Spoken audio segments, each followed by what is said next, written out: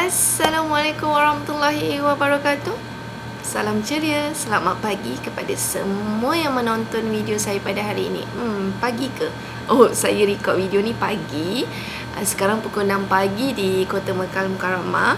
Walaupun pukul 6 pagi dah terang benderang sebab sekarang musim panas. Pukul 4.20 pagi tu dah azan subuh. Jadi pukul 6 pagi ni kita dah siang lah hari ni pagi Jumaat. Salam Jumaat juga. Saya tak pastilah bila saya akan masukkan video ni.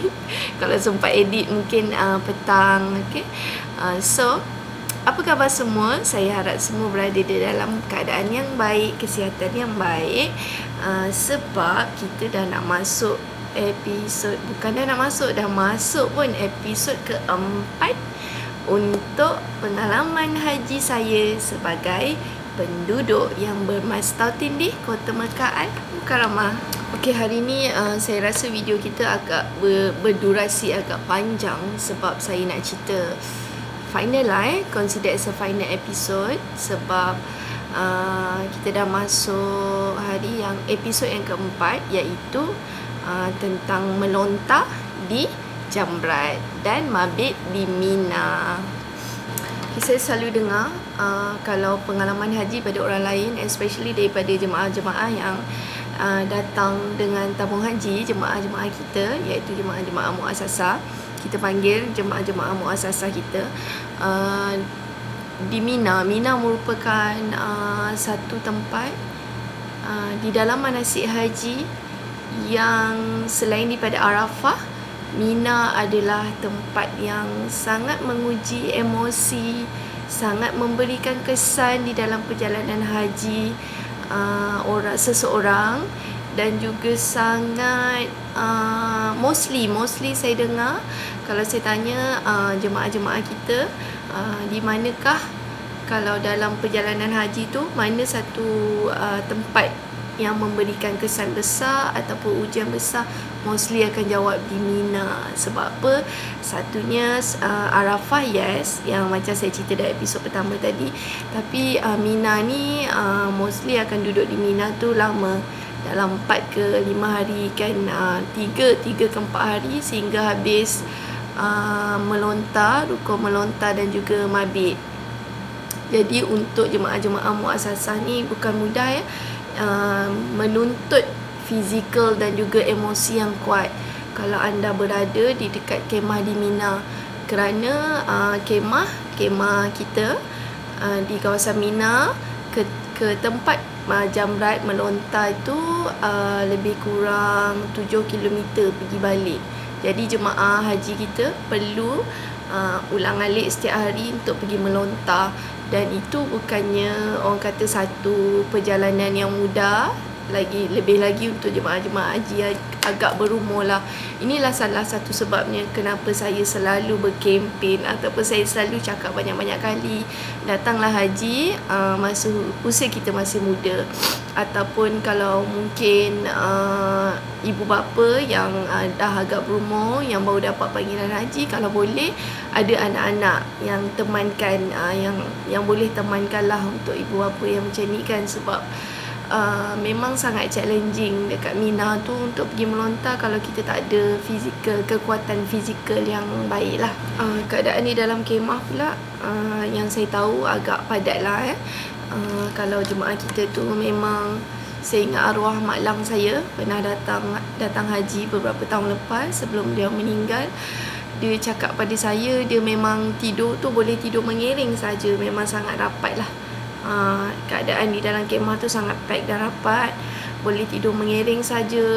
Jadi memang sampai beliau demam bila balik daripada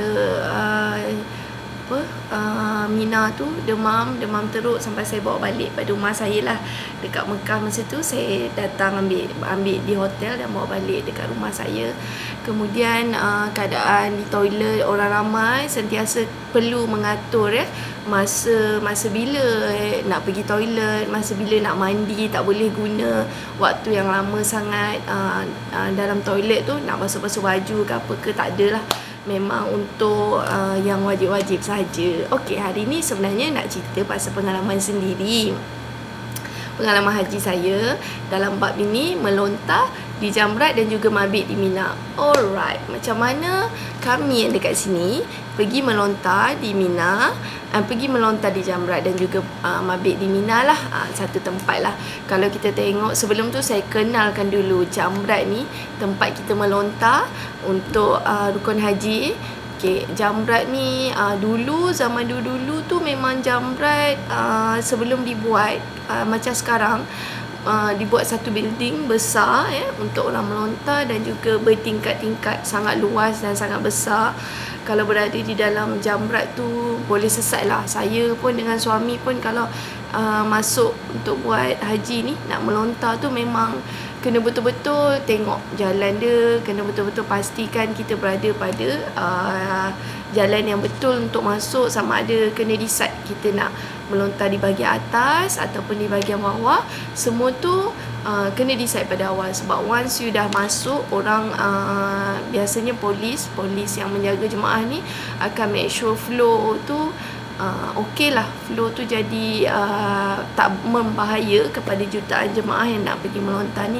Jadi kalau aliran masuk dan aliran keluar tu memang boleh jaga. Kalau you salah masuk, you tak boleh simply nak patah balik, memang kena jalan jauh, kemudian kena pusing balik ikut jalan tu, memang sangat challenging lah.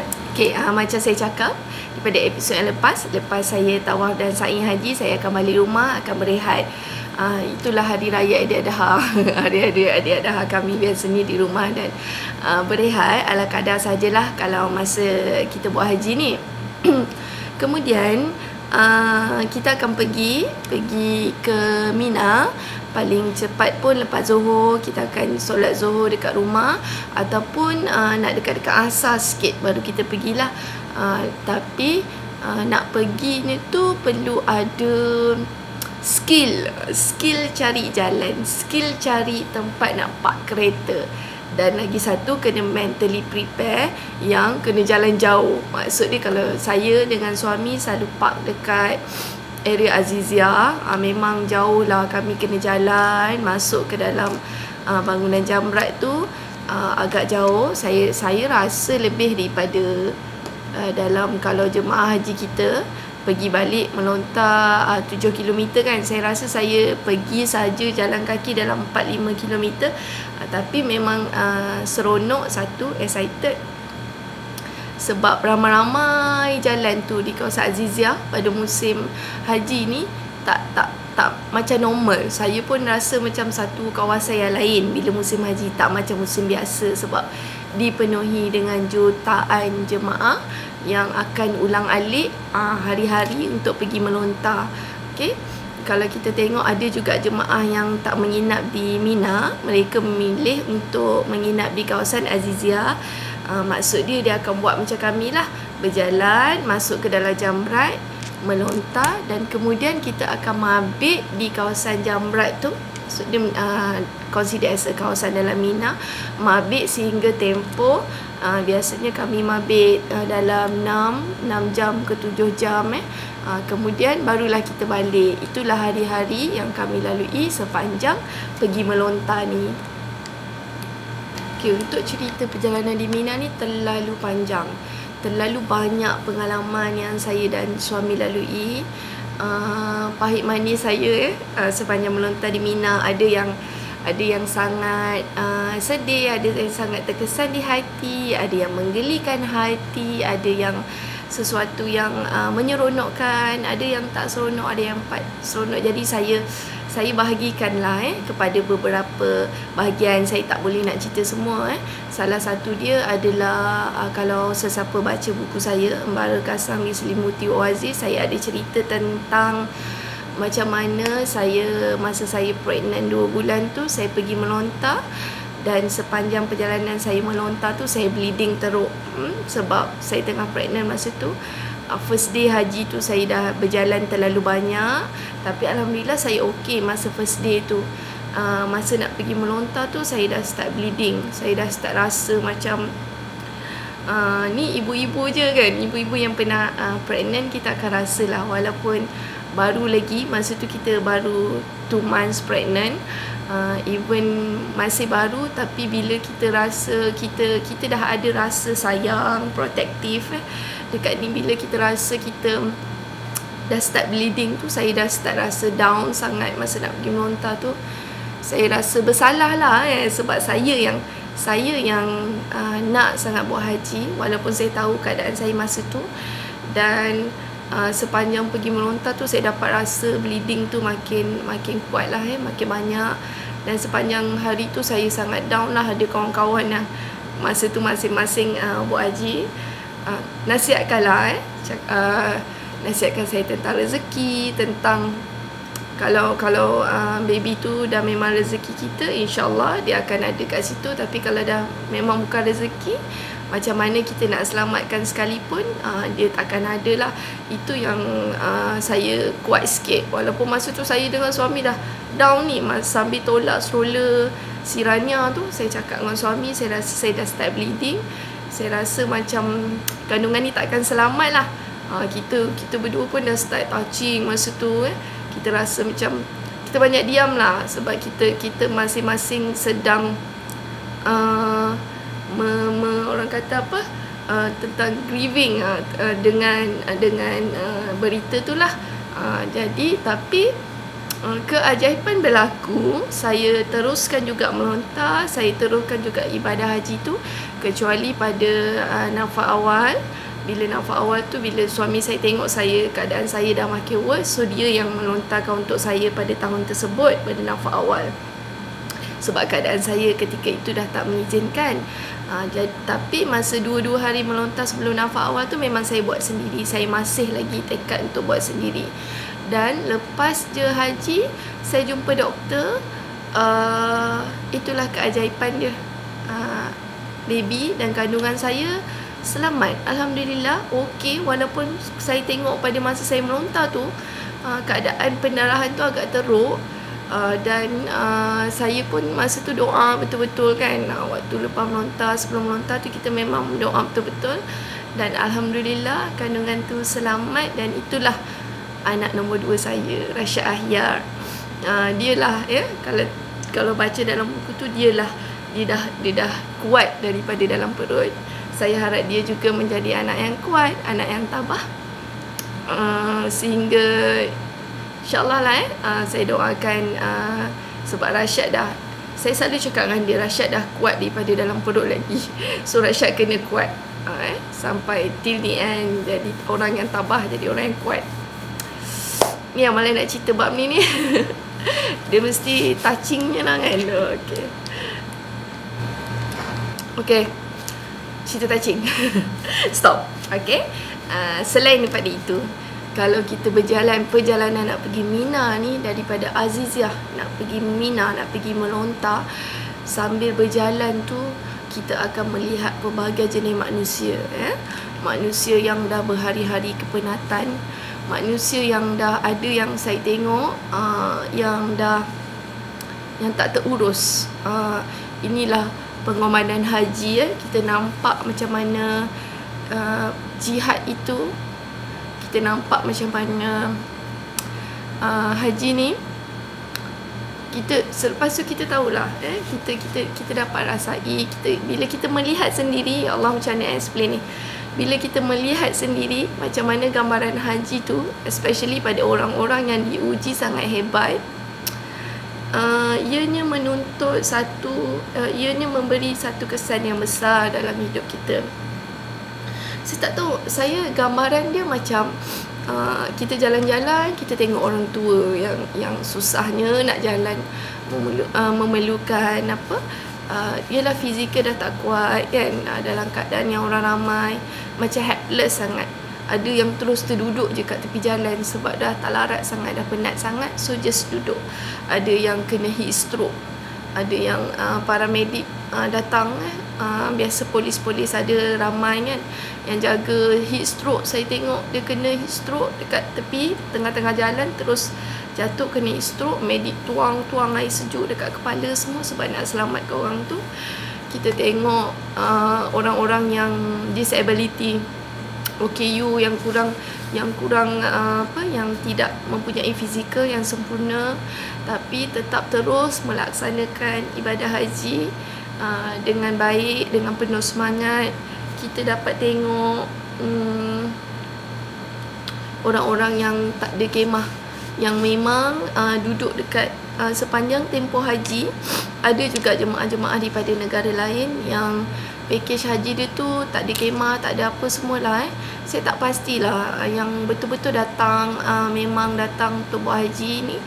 Kita akan nampak dia tidur dekat tepi-tepi jalan, dekat kemah, dekat park, dekat tepi jalan, dekat Aziziyah tu memang nampak banyaklah tempat-tempat tidur dia orang. Public toilet pun akan penuh, sentiasa penuh. Jadi kita tahu mereka memang menggunakanlah public toilet, memang takkan balik ke kemah, memang akan tidur je kat tepi-tepi jalan. Kadang-kadang kita jalan-jalan tu kena hati-hatilah, sebab mungkin ada orang tengah tidur, mungkin ada orang tengah makan kat situ kan. Kadang-kadang kita rasa kita berjalan di dalam timbunan sampah. Jutaan jemaah haji berkumpul pada tempat yang sama, laluan yang sama. Jadi sampah tu biasanya lepas haji ataupun lepas habis je nafas tani, nafas awal tu, baru kita nampak betul-betul akan bersih lah. Sebelum tu memang tak dapat elak daripada berjalan di atas sampah yang terlalu banyak. Dah sampai pula dekat bangunan haji tu, lepas kami melontar bangunan jamrat tu, lepas kami melontar, kami akan mabit di kawasan jamrat tu je. Maksud dia dekat tepi-tepi kita bawa lah. Biasa saya akan bawa tikar kecil ataupun kapet ke. Ada orang-orang tempatan yang lagi nak keselesaan, dia akan bawa tilam nipis tu. So kita cari je lah mana-mana spot, as long as di dalam kawasan Mina, untuk menghabiskan tempoh mabit kita. Ini kadang-kadang kita tengok kat sini adalah macam-macam ragam lah orang kan. Ada yang kelakar, ada yang ni. Kita akan duduklah ramai-ramai dekat tepi-tepi jalan. Kalau kalian yang datang dengan package ke, yang datang dengan muasasah, yang tengah jalan bawa spanduk Malaysia tabung haji Malaysia nama package kan. Saya sukalah tengok orang jalan sebab nak pergi melontar. So mutawif dengan mutawifah akan bawa kan jemaah satu grouping jalan. Saya tengok macam apa, macam perarakan hari sukan tu. Saya cakap dengan suami, okey ni jemaah daripada negara mana? Punyalah tengah mabit tu kan. Jadi saya pun sukalah tengok jemaah-jemaah kita ni jalan bawa spanduk tu Malaysia tabung haji, ataupun ada package yang mahal tu, dia akan ada baju dia, spanduk dia, oh ni daripada tabung haji ni kan, package yang mahal tu kan. Ya Allah, Masya Allah, sukanya tengok keadaannya macam tu. Tapi kita kami lah yang kat tepi-tepi jalan tu, kami lah yang sepanjang laluan, yang you all nampak orang-orang yang duduk dekat tepi-tepi Mina tu kan.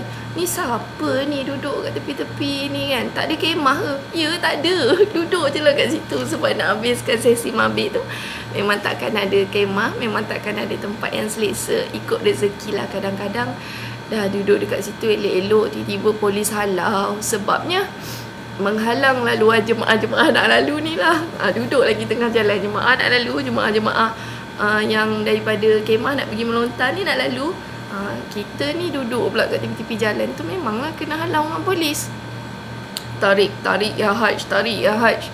Lihat tak nak bangun, nanti polis pun datang bawa kereta polis sekali dengan bunyi siren. Lepas tu guna speaker, tarik ya haj. Saya kan kalau dengar je benda tu, dia macam lepas haji ni macam tengang-ngiang di telinga. Sebab selalu sangat dengar tarik ya haj kan. Kadang-kadang kelakar pun ada.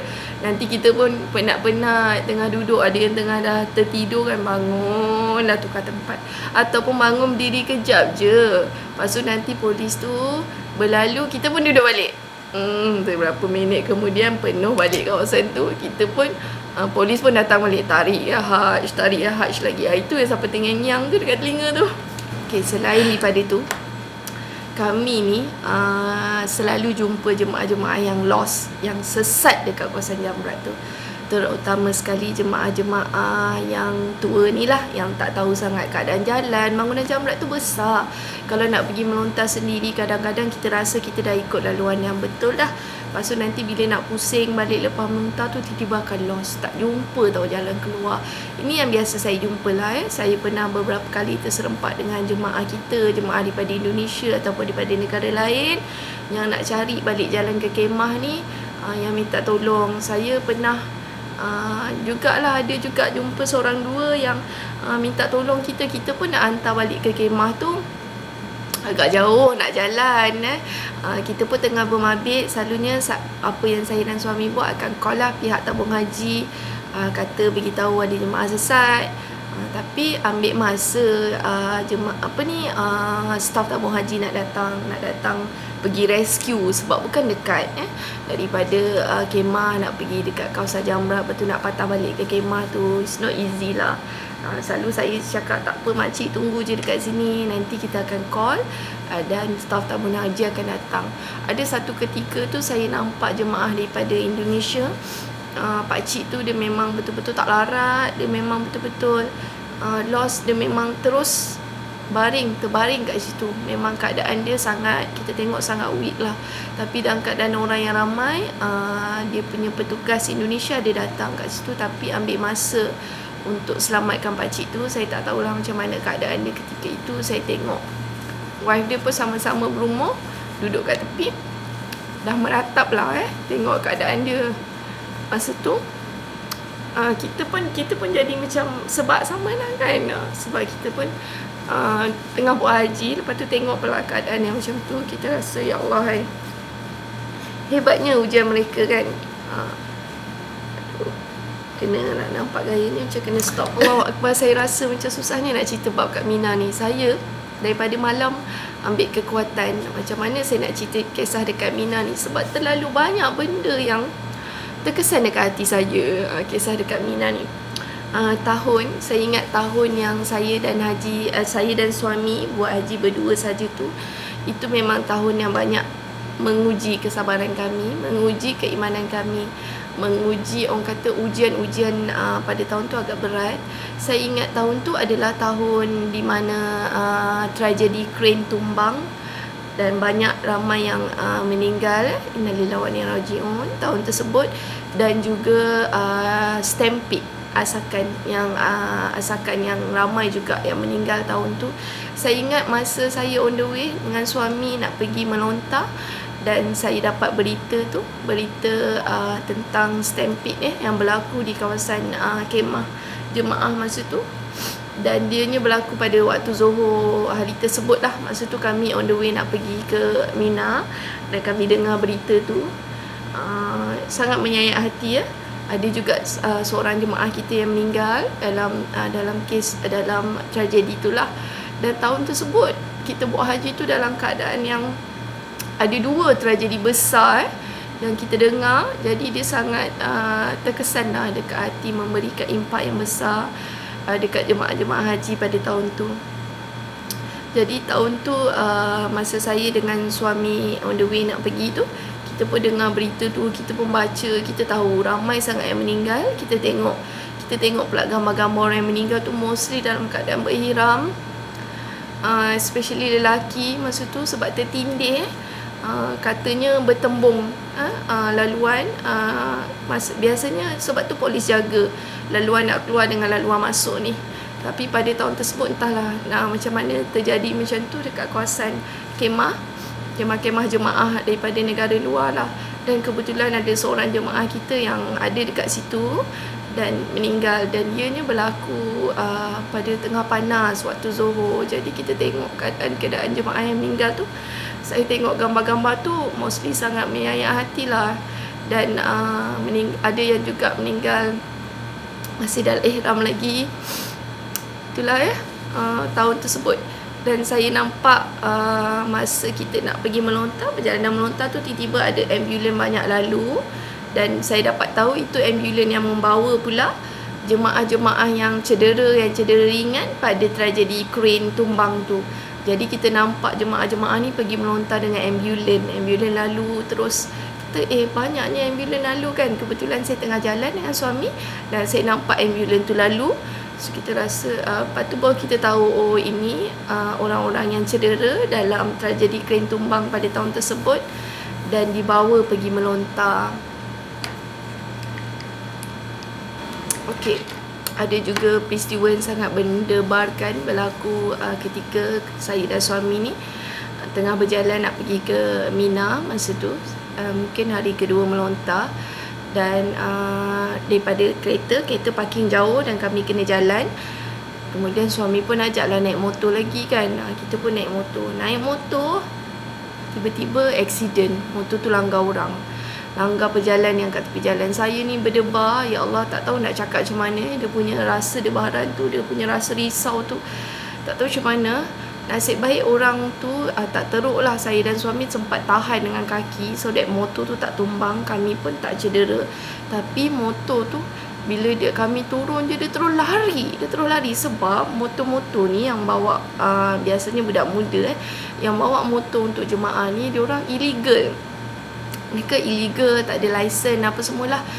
Just buat part time untuk pengangkutan yang macam tu. Jadi bila jadi kemalangan macam tu, dia takut dan terus lari. Dengan kami pun tak bayar lagi. Dan saya ni dengan tak tahu nak cakap lah keadaan masa tu suspendnya dengan anak-anak kita tinggal. Jadi apa-apa dekat kita ni macam mana kan dengan anak-anak kita kan. Masa tu kita fikir sampai jauh macam tu lah. Dan Alhamdulillah kami pun okey, tak ada cedera yang teruk. Orang yang dilanggar tu pun okey, Alhamdulillah, tak ada kecederaan yang teruk. Itulah peristiwa yang agak suspend lah berlaku kepada kami. Okey, selain daripada tu, ada juga yang kelakar. Yang kelakar pun ada. Tengok macam-macam gelagat kan jemaah ni kan. Yang kelakar, yang selalunya kita nak mabit tu kan lama. Jadi bawalah gawah ke, kopi ke, teh ke, makanan-makanan ringan kan. Yang kita boleh sepanjang tempoh mabit tu kita sempatlah makan-makan, minum-minum. Tapi tak boleh lah nak beria sangat sebab toiletnya queue panjang. So pandai-pandai lah. Macam saya ni susah sikit nak pergi toilet kat luar ni kan, dalam keadaan yang macam tu. Jadi saya akan jaga-jagalah. Kalau minum tu memang minum yang betul-betul bila badan memerlukan saja baru saya minum. Tu yang buat kita cepat tak sihat kan. Tapi itulah yang terpaksa dilalui. Saya anggap itu sebagai pengorbanan jugalah, boleh. Kemudian bab kongsi makanan ni, biasalah kalau kita duduk kat sebelah-sebelah tu, kita mabit tu kita tak tahu siapa. Hari ni orang lain, esok orang lain kan. Ada orang yang macam piknik dibuatnya dekat situ, macam-macam diangkut makanan dengan samosa, dengan tu. Lagi-lagi first day hari melontar tu sebab hari raya kan. Jadi kalau orang tempatan ni, kalau dia mabit macam-macam dia bawa. So kita dapatlah tumpang sama. Masa tu ada juga jemaah yang duduk dekat kawasan Azizia dan dia akan mabit sama-sama dengan kami lah. Biasanya kat situ lah kita berbual-bual, bersembang sementara nak menunggu waktu tu habis. Seronok lah pengalaman tu. Dapat berkenalan, dapat kalau kita pergi by grouping dengan biasa kawan-kawan kat sini, kat situlah kita bertukar ilmu tentang haji ni, bertukar pengalaman, bertukar pendapat kita.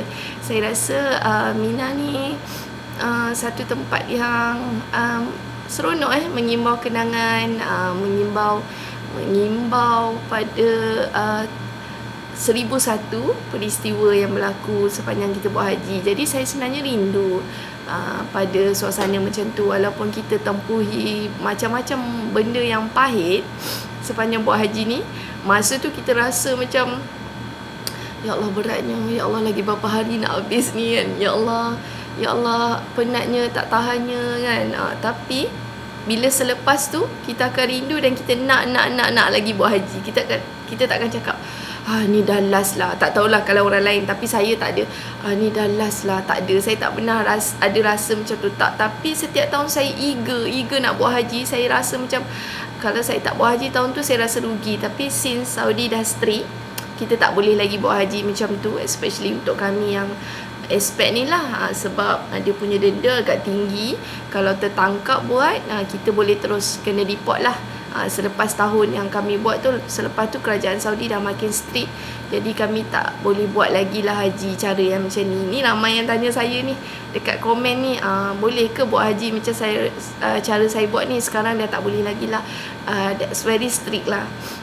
Kalau nak pergi pun, even kami kat sini kena juga mendaftar dengan package, kena juga secara teratur. Sebab kalau nak ikutkan orang yang menetap di dalam Mekah ni sahaja 2 juta orang lebih.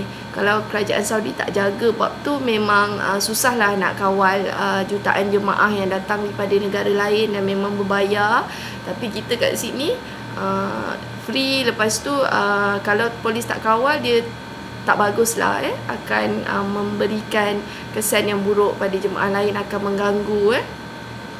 Jadi saya faham kenapa kerajaan Saudi strict dalam bab-bab ni. Is fair lah, sebab saya dah tengok sendiri macam mana keadaannya. Kalau tak terkawal memang susah lah, especially masa kita dekat Mina tu lah. Kalau kita tak kawal, memang Mina tu akan dipenuhi dengan orang-orang yang macam kami ni. Jadi dia tak bagus lah untuk jemaah-jemaah. It's unfair untuk jemaah-jemaah lain yang datang. Biasanya kalau kena tangkap selepas tahun-tahun berikut tu, ada juga yang berani buat haji cara macam tu. Kami dah tak buat lagi lah lepas yang tahun yang Saudi dah bagi tahu tak boleh dan agak strict. Tertangkap, macam kawan office suami saya, dia ada buat tertangkap, dia takkan halau terus masa tu, sebab jemaah haji tengah beribadat. Dia biasa dia ambil kita punya thumbprint. Nanti masa kita nak renew iqamah kita ataupun kita nak renew visa kita, masa tu adalah tindakan-tindakan. Kita pun tak berani, sebab sebolehnya saya nak lama lagi duduk di kota Mekah ni, dan kita tak nak lagi melanggar. Kita tak, kalau boleh kita nak betul-betul ikut peraturan. Jadi sebab tu saya berkongsi cerita ni, sebab saya tahu tak, lepas ni saya tak akan ada lagi pengalaman yang sama macam sebelum-sebelum ni. Sebab undang-undang di Saudi ni sentiasa bertukar-tukar, sentiasa ada yang baru. Jadi kita tak tahu selepas ni tahun depan macam mana keadaan kita, ataupun mungkin itulah haji terakhir saya tak akan dapat lagi buat haji selepas ni. Kita tak tahu rezeki kita macam mana. Itulah saya berkongsi, saya berkongsi melalui penulisan. Sekarang ni tahun ni saya berkongsi melalui video pula, supaya kenangan-kenangan tu ada di situ. Bukan langsung niat saya untuk buat anda, memberikan inspirasi anda supaya nak datang haji cara saya. Tak, saya mahu memberikan gambaran tentang haji supaya kita sama-sama ada niat, memasang niat untuk daftar haji seawal mungkin dan selesaikan ibadah haji seawal mungkin jika kita berkemampuan. Saya tak nak anda lengah-lengahkan. Kalau boleh ibu bapa tu daftar nak haji awal-awal, supaya bila dia masih, orang kata masih sihat lah, masih kuat, dapat buat haji. Saya dah selalu tengok jemaah-jemaah haji yang sangat berumur ni pergi haji, dan saya tengok macam mana lah kesukarannya untuk menyelesaikan haji tu. Bila keadaan fizikal kita dah tak kuat, bila dah berumur ni, memang macam-macam lah ujian dia. So saya harap sangat anda semua yang menonton video saya ni, anda semua yang mendengar, anda semua yang membaca penulisan saya harap objektif saya itu sampai, supaya anda mendahului ibadah haji ini. Memang saya tahu kuota memang sangat susah nak dapat. Alah, daftar awal pun kuota lagi 100 tahun ke baru dapat. It's okay as long as kita just daftar, kita niatkan ke arah itu, dan kita berdoa. InsyaAllah, kita tak tahu rezeki yang datang tu dalam cara yang macam mana, Allah nak bagi dalam cara yang macam mana. Mungkin tak disangka-sangka macam saya sendiri. Saya pun tak sangka dapat duduk kat sini, dapat selesaikan ibadah haji seawal ini. Kita tak sangka, kita takkan sangka rezeki tu. Kita berdoa, insyaAllah Allah akan bagi kita dalam keadaan yang kita nak ataupun di luar jangkaan kita. Kemuncaknya haji ni, kalau saya selalu buat nafas awal lah. Bukan senang nak buat nafas awal ni, sebab ramai yang akan buat nafas awal, so that kita akan pergi awal, kita akan berpanas, akan berjalan jauh, kita dah mentally prepare lah. Nafas awal ni saya ingat, saya punya nafas awal dengan suami ada satu masa tu, elok-elok kita nak pergi melontar dekat bahagian bawah, sekali polis dah tak boleh, tak bagi kita masuk. So that kita kena terus jalan lagi jauh, pergi melontar dekat tingkat atas. Tu jauhnya, ya Allah, jalan berpanas-panas. Apa saya buat? Saya bawa air mineral sejuk tu kan, sentiasa bawa botol air, saya siram dekat kepala. Bila tak tahan panas tu, saya siram semua ni biar basah. Jalan sekejap dah kering. Dia punya keadaan kita nak cakap panas masa tu, sebab nak melontar time tu. So siapa-siapa yang buat nafas awal ni memang biasanya ada fizikal yang kuat lah. Bukan senang. Saya tengok orang-orang Turki yang duduk jauh-jauh, jemaah Turki tu pun yang tua-tua pergi jalan melontar panas-panas tu, Masya Allah, kuat semangat. Lepas tu, tapi jemaah kita mostly akan buat nafas tani lah. Sebab bukan senang nak buat nafas awal ni. Kami biasa milih nafas awal. Lepas tu saya pernah dengan suami dah keluar pada nafas awal tu, bawa kereta tersekat pula dekat jam. Memang rasa 8 jam kot baru dapat sampai rumah. Tersesat dalam jam tu sampai 8 jam. Lama kan. Okey lah, dah terlalu panjang lah saya rasa untuk episod kali ni. Dan ini adalah episod yang terakhir dalam pengalaman haji saya. Apa lagi saya nak kongsi lepas ni? InsyaAllah kalau ada, mungkin saya nak kongsi pasal haji tahun ni, macam mana SOP dia apa semua, supaya kita boleh letakkan satu kenangan kita dekat sini untuk tahun 2020 ni ya. Saya tak tahu lagi macam mana pelaksanaan tu dah ada, tapi sebab haji tu belum berjalan lagi, jadi kita tak nampak betul-betul gambaran sebenarnya tu macam mana. Mungkin saya akan kongsi lepas selesai musim haji ni, okay, macam mana saya tengok kat sini. Tapi sekarang ni kerajaan dah start strict lah dekat border-border semua. Memang orang Mekah sahaja yang boleh keluar masuk, orang luar takkan boleh dapat masuk lah. Even kami visa kami ada tulis Mekah, kota Mekah boleh dapat masuk. Kalau tak ada tu memang susah jugalah nak masuk kat border tu. Kena ada surat yang mengatakan kita memang betul-betul menetap dalam Mekah. Kalau tak pun tak payah cek pasal lah, tak payah keluar lah daripada Mekah sepanjang musim haji ni. Lepas ni baru kita boleh keluar masuk lah dekat border tu. Okay, terima kasih kepada semua yang sudi menonton.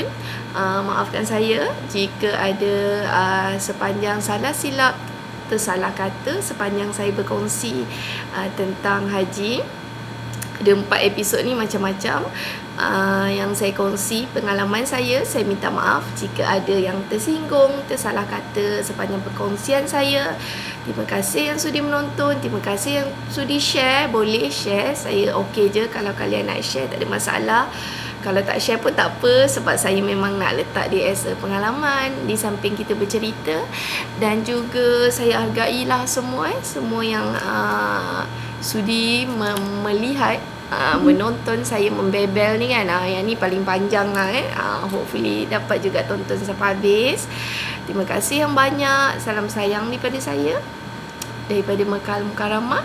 Kita jangan lupa selitkan doa supaya pandemik ini segera berakhir, supaya kita akan kembali seperti biasa, supaya kalian semua dapat datang menunaikan umrah dan haji seperti biasa. Dan juga kami yang dekat sini boleh pulang ke tanah air, berjumpa dengan keluarga yang tersayang. Okey, sampai berjumpa lagi. Assalamualaikum warahmatullahi wabarakatuh.